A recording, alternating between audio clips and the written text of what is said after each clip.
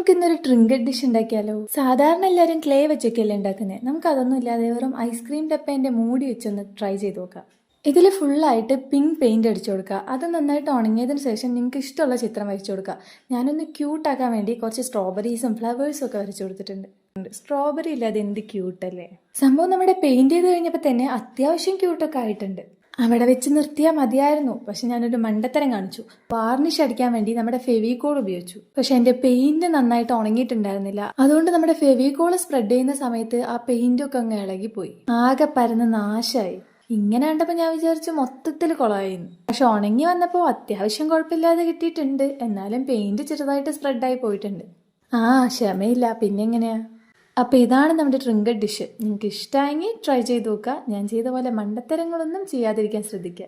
കുറച്ചൊന്ന് സമയമെടുത്ത് ചെയ്ത് കഴിഞ്ഞാൽ സംഭവം സൂപ്പറായിട്ട് കിട്ടും. അപ്പം അത്രയേ ഉള്ളൂ. ബൈ.